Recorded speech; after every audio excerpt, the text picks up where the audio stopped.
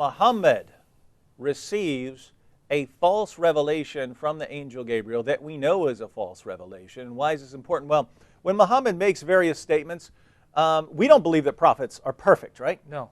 We don't believe that everything a prophet says is correct or accurate, right? He's not inspired in every instance. Right. So if a prophet believes something weird, we wouldn't hold that against the prophet. It's when he claims to be receiving revelation and that turns out to be wrong, then we've got a problem on our hands.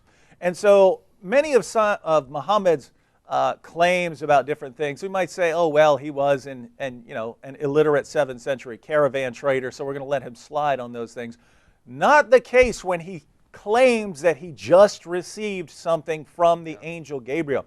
And we actually have it in the Muslim sources where he says, in response to a question, I just got the answer from the angel Gabriel, and it turns out to be what we would recognize today as complete, total nonsense. What am I talking about, Sam? Oh, well, you're talking about the following hadith.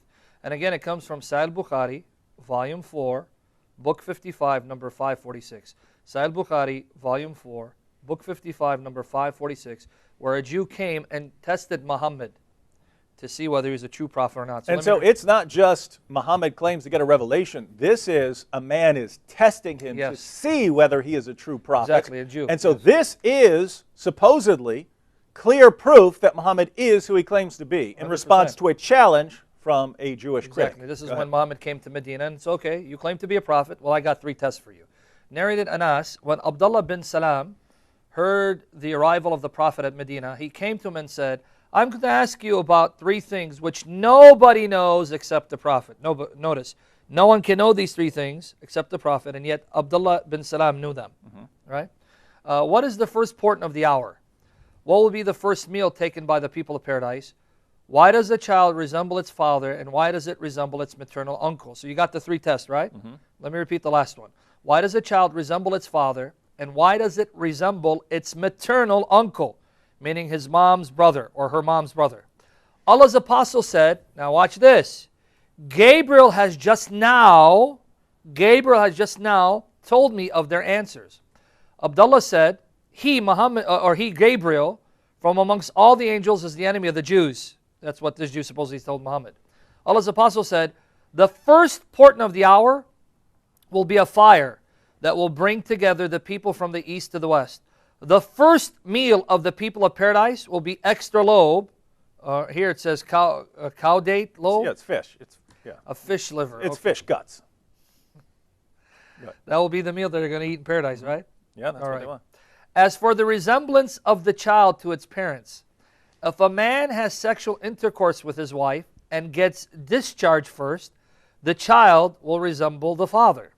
And if the woman gets discharged first, the child will resemble her. On that, Abdullah bin Salam said, I testify that you are the apostle of Allah.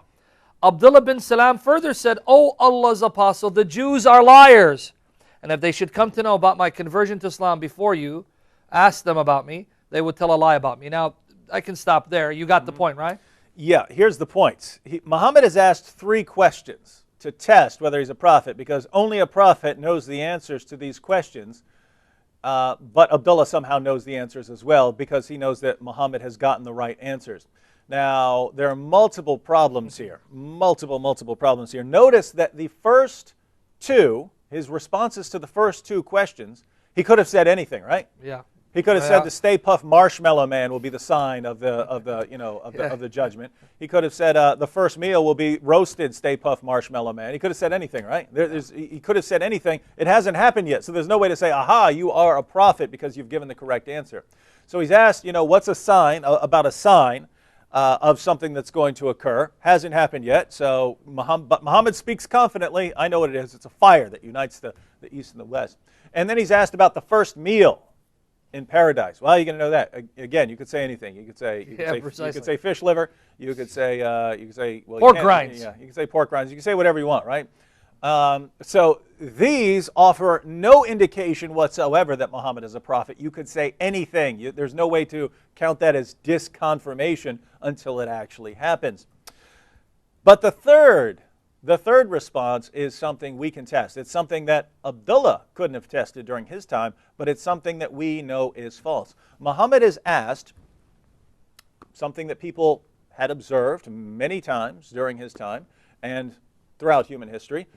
Sometimes you have a child, and sometimes it resembles the father's side of the family, and sometimes it resembles the mother's side of the family, right? I mean, it could be, it could be kind of dead even, where it has features of the father and the mother. My son Luke looks like a carbon copy of me when I was his age, right? My son Blaze looks very different. But he does look like my mom's side of the family. They're all blonde-haired, blue eyes, and so on. My son Reed looks like my wife. And so sometimes children resemble different parents and different family members. Well, Muhammad is asked about this. If you're a prophet, tell us why. And Muhammad specifically says, Gabriel gave me this answer. That's important. Gabriel told me the answer, right? So Muhammad's not saying, this is what I think. I'm just an illiterate 7th century caravan trader, but I'm going to give you an answer. Muhammad says, this comes from God through the angel Gabriel. And his response is, men and women both have discharge. And according to the Muslim sources, it's not just men who produce semen, it's women who produce semen as well, the right? Liquid of the woman. Yes, and the two liquids mix together, right? And then, of course, after staying in that way as a drop of semen for a while, it eventually becomes a blood clot and so on. This is getting into other 40 sources. Days, 40, So, and by the way, we know all of this is wrong, other than the idea that semen has something to do with human reproduction. Muhammad gets everything wrong, right? Everything he could possibly get wrong, he gets wrong. But his response is that men have semen and women have semen too. But men discharge their semen during sex. But according to Muhammad, women discharge theirs too. And sometimes the man discharges his first, and sometimes the woman discharges hers first. Whoever discharges first, whoever semen comes out first, that's who the child is going to resemble. That's exactly what he says, right? Yeah, 100%. That's Muhammad. Now that is total nonsense. Women have an egg.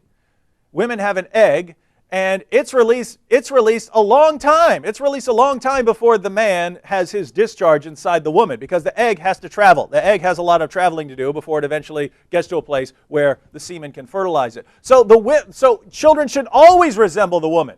And let me explain it differently, right? Women don't have a discharge that's similar to men, right? So Muhammad's just totally wrong there. The only way to try and reconcile this would be for a Muslim to say, oh, it really means the egg. It really means the egg, which is what the woman contributes to the process. Well, if you're talking about the egg that isn't released during sexual intercourse. The egg has already been traveling, right? The egg's been traveling for days. So the only way you could try and reconcile that would be that's what the female's discharge is. It's the egg. But if that's the case, then all children should always resemble their mother 100%. Exactly. Is that the case? No. And here's the point. What Muhammad said from a scientific perspective is total, utter nonsense. I mean, he couldn't be more wrong if he tried.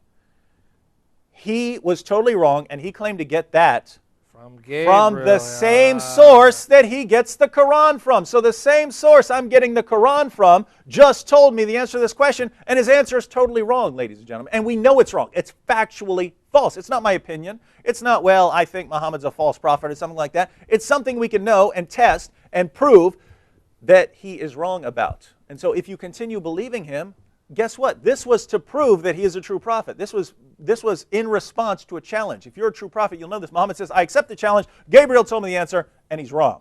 And he's wrong. So guess what? He failed that test. He failed the test of prophethood, and he is not a prophet.